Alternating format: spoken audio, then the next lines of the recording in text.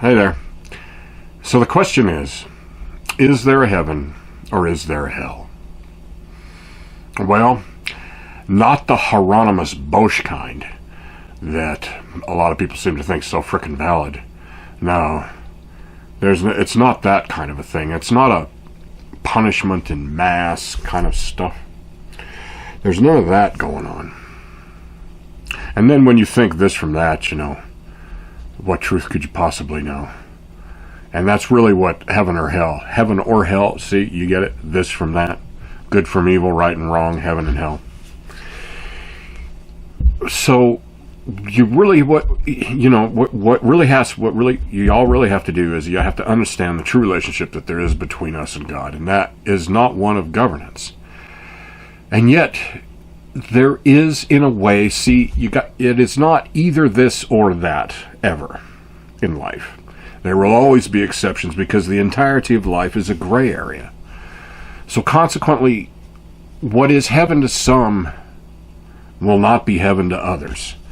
Because let's face it, I would hate if heaven were how a lot of Christians think heaven should be, which is kind of like a gated community of nothing but white people that are exactly the same as everyone else, that are basically GOP Republicans, all full of hate and intolerance, living in their gated community. That, I suppose, is heaven to some. But not to me. That's for sure. Not to me, no. And what is hell to others is not going to be hell to someone else. Like living in a gated community of evangelical white people. Jesus, that would be hell to me. Heaven to some. So it's a personal thing. And that is the real truth of the relationship between us and God, is that it's not a state of governance as though what is true for one is going to be true for everybody. You see? And that's, surprise, surprise, that's a real truth. So, it's a personal thing between God and the Creator. And the created, I mean. Those that are created, because God is the Creator, and God chose to take a portion of His free will and craft it into you, the unique individual you are. And so, if you want, in a real genuine way, if you want the universe to work for you, it would be a good idea to embrace the true, unique, individual human being you really are, because that is what God has created. And therefore, that is what will work with the momentum of the universe as it is upon us. You see? And that is how you can live a life on this earth and be fulfilled, is if you are living that life as the true you of you. And there you have your heaven.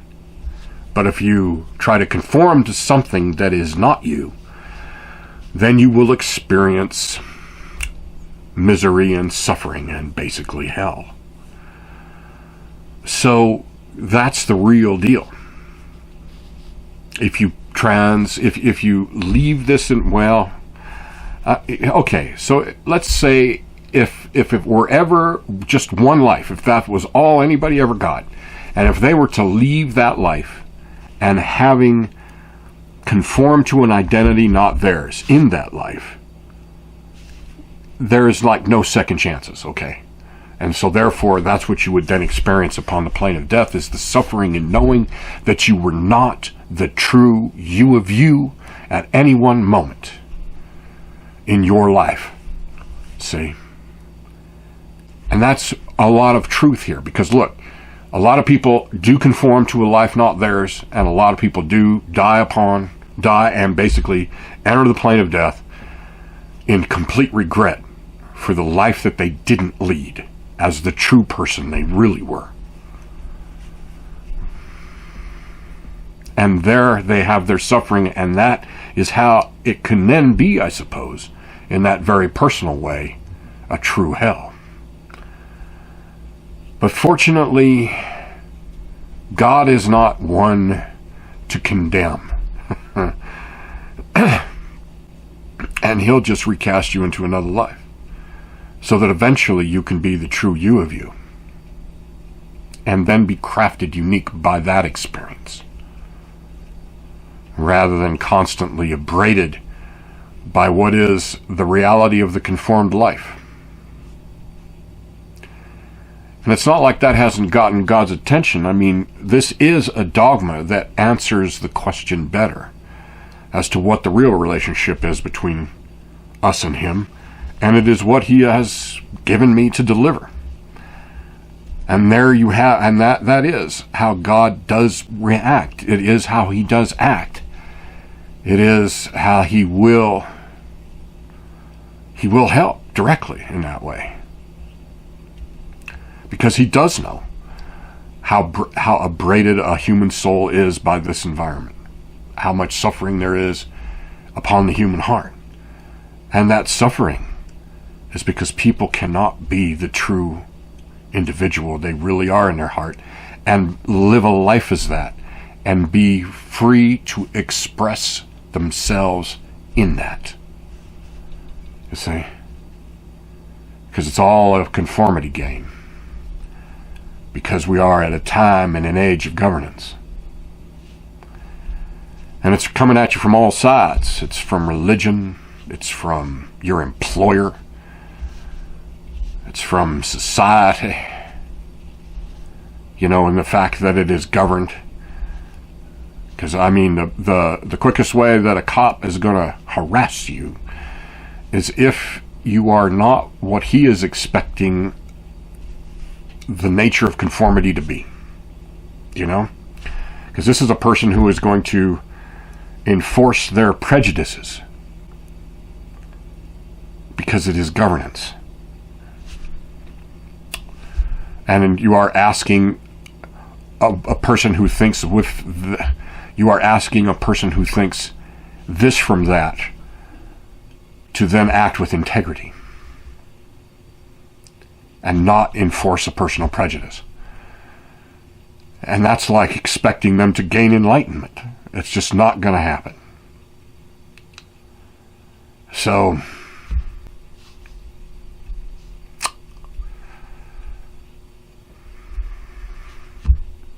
every time I always run into that as the wall, as the philosophical wall that I always run into. It's like the fact that I know you just can't hear what I'm saying. I mean, some of the fallout from some of my most recent videos really drove that point home. That, boy, people just really don't understand a word of what I'm saying. And the reason why they don't is because they're thinking this from that the whole time. And they get, and this from that from their filter of person, their own filter of identity, or their conformed identity. And they sit back and they wait to receive validation for their narrow-minded point of view, and when I deviate from that, boy, they practically want to murder me. Well, surprise, surprise.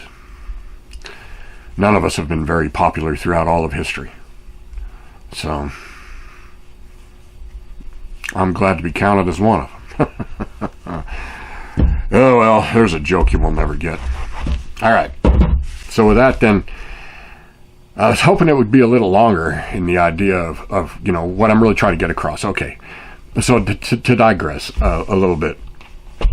There is no heaven and there is no hell, but what there is kind of like the how hell can be on a personal level. Like a rich person who dies and enters the plane of death, and they haven't got anything that they had on the earth. And no one really knows who they were because they weren't able to connect with the real person that they were. So therefore, upon the plane of death, then, who will then know you?